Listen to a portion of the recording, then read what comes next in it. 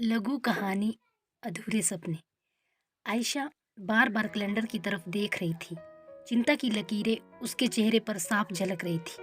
News channel और calendar से अपना ध्यान हटाने की पूरी कोशिश करने लगी। उठकर किचन में पड़े बर्तन साफ करने लगी। बर्तन साफ करते हुए वो कब पुरानी यादों में खो गई उसे पता ही नहीं चला। आयशा, जल्दी उठो, कितनी आलसी हो गई है यह लड़की। पता नहीं ससुराल में जाकर क्या करेगी। इस तरह पढ़ाई तो हो बैठी। उसकी अम्मा की आवाज में रोज कभी नसीहत, कभी आग्रह तो कभी प्यार झलकता था। आयशा उठते ही पहले शीशा देखती, अपनी उम्मीदी आंखों से अपने आप को निहारती। अपनी खूबसूरती पर बेहद अभिमान था उसको। बार बार शीशे के सामने खड़ी हो जाती थी।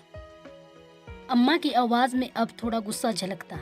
आयशा, शीशे के सामने खड़े होकर कोई ज्यादा सुंदर नहीं हो जाएगा।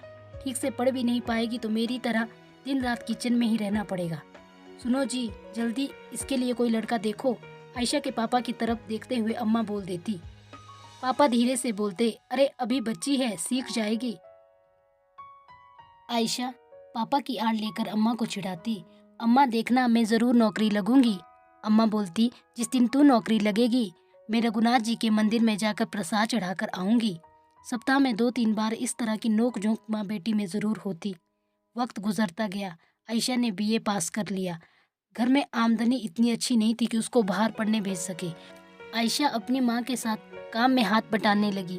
कुछ दिनों बाद आयशा पड़ोस में रहने वाली आंटी के पास सिलाई का काम सीखने जाने लगी। उसी समय पत्राचार के माध्यम से नर्सरी टीचर की ट्रेनिंग में भी प्रवेश लिया। इसमें ना तो पैसा ज्यादा लगा और ना ही नियमित कक्षाओं की आवश्यकता थी। बस यही सोचकर पढ़ाई की थी कि कभी तो नौकरी मिल ही जाएगी। नर्सरी टीचर का डिप्लोमा जैसे तैसे पूरा किया। सिलाई मशीन पर भी आयशा के हाथ अब सरलता से दौड़ने लगे। अब आयशा काफी समझदार हो गई थी। वो कभी कभी घंटों कुल्लू की वादियों को निहारती। पहाड़ों पर बड़े बड़े देवदार के पेड़, बर्फ से ढकी सफेद पहाड़ियाँ, कभी बर्फ के फाहे तो कभी बारिश की हल्की बौछार देखकर मन प्रफुल्लित हो जाता। बसंत की आहट के साथ ही पौधों पर आई नई कौंपलें उसको रोमांच से भर देती। जैसे ही इन पर फूल आएंगे, प्रकृति खिल उठेगी। वह भी अपने भविष्य की कल्पना करती, विचार मगन होकर पहाड़ के सौंदर्य को देखती। और कब वो शीशे के सामने आ जाती उसको खुद भी पता नहीं चलता। फिर जब उसकी अम्मा उसकी तंद्रा भंग करती तो हल्की सी मुस्कुराहट उसके चेहरे पर आ जाती। एक दिन वो आंटी के घर से जैसे ही अपने घर पहुंची तो देखा घर में 5-6 लोग आए हैं। दरवाजे पर कदम रखते ही अम्मा ने पुकारा, आयशा देखो, कुछ मेहमान आए हैं, जल्दी से चाय लेकर बाहर आओ। आयशा कमरे में ना जाकर सीधे किचन में गई, चाय बनाई और सबको आकर देने लगी। उनमें से एक उसका हम उम्र लड़का भी था। रात को उनके जाने के बाद ही उसे पता चला कि वो लोग उसके रिश्ते की बात करने आए थे। आयशा यह सुनकर एकदम से खामोश हो गई। 2-3 माह में शादी तय हो गई। लड़का कपड़े की दुकान चलाता था। अच्छी खासी कमाई थी।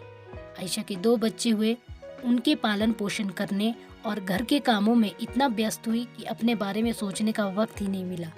आईने के सामने खड़े होना तो लगभग भूल ही गई थी। एक दिन घर में नया ड्रेसिंग टेबल आया तो आयशा की बेटी ने कहा, मम्मी आओ देखो, यह आईना कितना अच्छा है।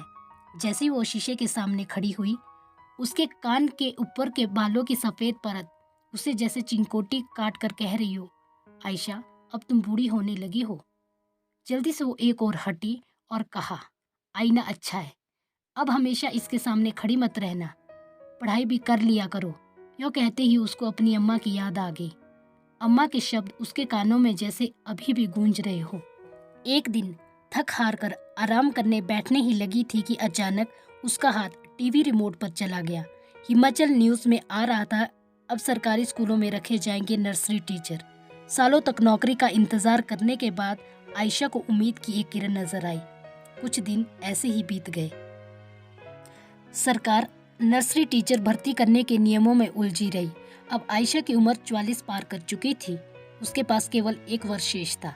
सरकारी फाइलों में उलझी, भर्ती के नियम बनने में देरी होती गई। इस तरह 3 माह बीत गए।